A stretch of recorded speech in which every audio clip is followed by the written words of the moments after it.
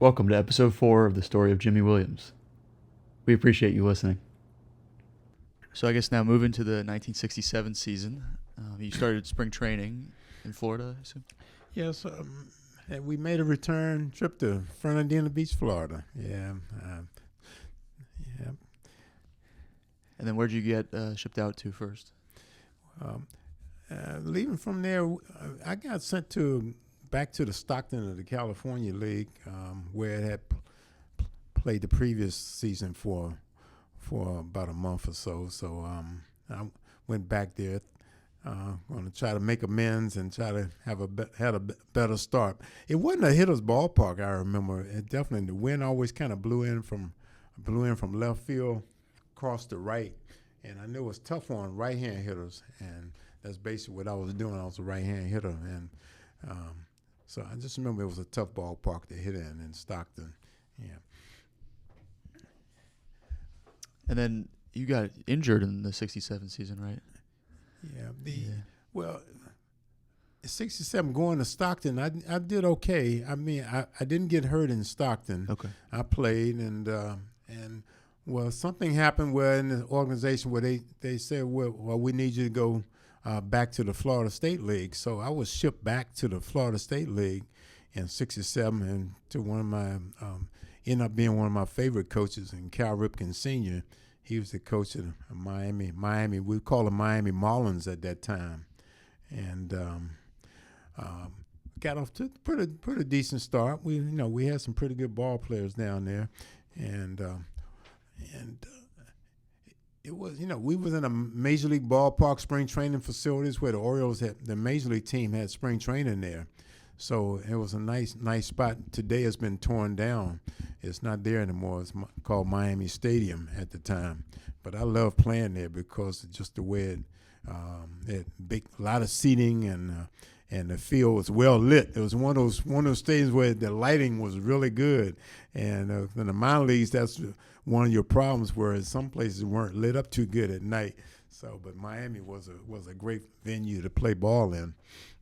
And so I was rolling along playing, and we had a rain delay this particular day. And we started the game a little later. If I want to blame it on something, we always got to blame it on something. So when we got that game back started, somehow I got on base, and I had a play at the home plate, and I was trying to I clipped the catcher, and he was falling on me, and I tried to push him off me at the same time he was coming down, and I kind of knocked my left shoulder out of place, and that was some real excruciating pain. And I could tell the shoulder was out, and because I could feel it too. You could feel it. Even today, sometimes I can feel it. It'll come out sometime when I'm sleeping, but I can get it back in there now. But when that came out for the first time, it was really bad. I remember Cal Ripken Senior come running out, and he started pulling on it. I said, "Oh no, Coach, you can't pull on it." So what happened is I ended up going to an ambulance. They took me to the hospital, and that was a excruciating ride. That ride was, it's like every bump was bumpity bump. It was hurting. So when we got into the hospital, they tried every which way to get this thing to pop back in. Of course, when it was out, it was just painful, because it was like going right on the nerve or something. And so they finally put me in a position where I was on my stomach and my arm hanging off, and the doctor popped that sucker in. It was like night and day. It was like the pain went away, and I was like ready to play. But and what they did, which I think they don't do today, which I asked about it, they put my arm in a cast. They put a body cast, and I had freedom of my right arm, but my left arm was locked in. It's like the day what they do, put your arm in a sling, but mine was locked in with a cast, like it was in a sling. And I was in Miami, Florida. It was hot as I don't know what down there, and I'm walking around with a cast all the way around over my left shoulder and underneath my right arm. And it was just a bad situation. And the first time I had been hurt in my 2 years, I played pain-free, no problems. Only thing I had was a little soreness from spring training. Spring training was the only problem I had with, and once you got over that, after a couple of weeks, you were good. But this time, so I went on the injured list, and I went home. They sent me to a doctor, and the matter of fact, it was the Redskins doctor at the time, Stanford Levine. I went to see him. And but the biggest problem with that, they put that cast on me. They didn't give me any medication. It was like nothing. They just say, go to the doctor in Washington, D.C. And I went, and so they took the cast off, and then he told me some little exercises to do, a little rehab. I don't ever really remember going to a rehab session. He just told me, walk your fingers up the wall and do some arm swings and just do stuff like that and try to strengthen it that way. So 67 was a lost season for me. I think I got like a half a season in. So again, I had those 2 good years and they knew that I had this injury, they sent me back to the Florida Instructional League in Clearwater, Florida. So that, by that time my arm was okay, even though it was a little weak, and I don't think I really built it up good as I could. I had heard about some surgeries that they could tie it in, drill a hole in that bone and tie it in, but that wasn't, nobody recommended that. But I had heard about that, so I had to do sometime. So that was always a special treat to go down there playing in Florida Instructional League. So I played there and, mixed in with the guys. It was always a learning experience. I don't ever really remember doing really well there because you really face some real tough competition. But I do remember them trying to make me an infielder in the instructional league. And matter of fact, I think they did that in '66 as well. But I never really got any special instruction in trying to be an infielder. They just kind of threw you out there and just to see what your reactions were. And being a player that didn't really play much on the field except for pitching, that was kind of weird for me, But I was a good athlete and everything, but the infield just seemed like I couldn't hang with the ball. Was too close to me, too close to the bat. Yeah, I probably would have been okay with a little bit of instruction, but they didn't stick with it that long. So, but I didn't know they didn't give up on me, and we played the winter league out, and I went home, went to work as usual, and tried to maintain the family. I had 2 kids at the time, so I had to go back to work, and of course my mom, get to see my mom and everything. And at the time, I think my mom only came to see me, or family only came to see me play one time in Bluefield, West Virginia, between 65, 66, and 67. The only time they saw me play was in Bluefield. They drove down.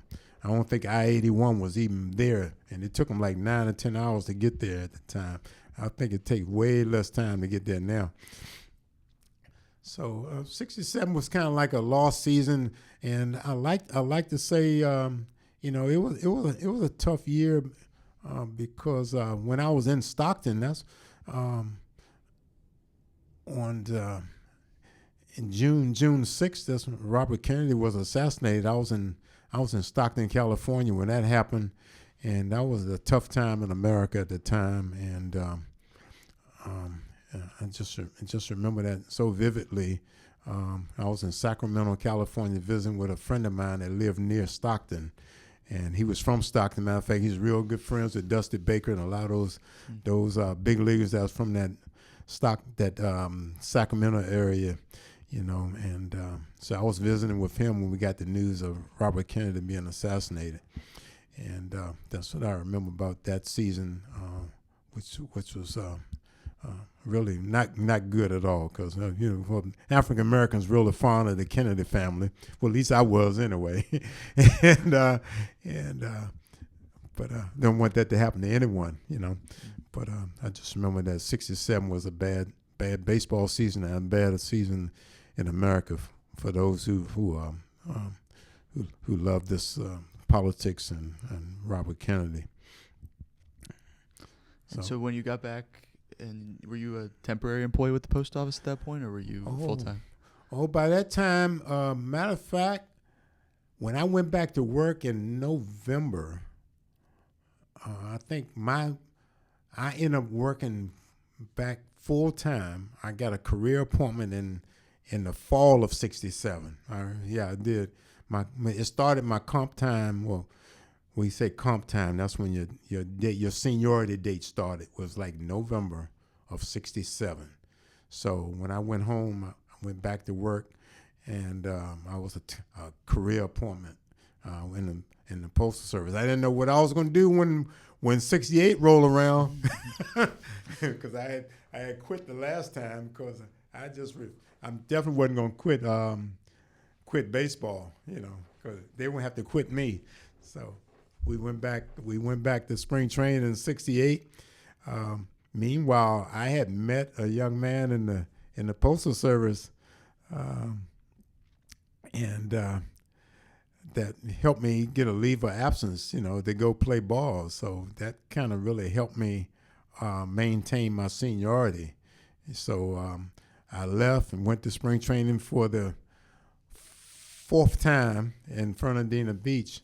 For the fourth time, but on the third time in Fernandina Beach in 1968, we went back. And so it was my fourth year, and I was all excited about, making up for 1967, 1967. And so it was a long grind in the spring training, and then I was really expecting to go to Double-A ball. I was hoping to go to Double-A ball, even though I didn't have the great year. I didn't have the '67 year, so I didn't have a good year. But I did do the instructional league, which gave me a lot more experience. So, but they sent me back to A ball again, back to the California League. I was California dreaming. But that team I thought was kind of loaded with some guys that played in the big leagues. Like Bobby Grich was there, which was a big time infielder for the Orioles and the California Angels, and Don Baylor, which ended up being a black manager in California Angels, and a hired gun, played in some World Series, and taught me a lot by watching him play and not being satisfied. He was not satisfied with a little bit of success. He wanted to be perfect, really. So, and I try to still teach that today. You got to really be gung ho about everything you do in this game, because the game will humble you. Just as soon as you think you got it, you don't have it. And so '68 was I got off to a kind of a slow start again. Playing in that windy weather in California.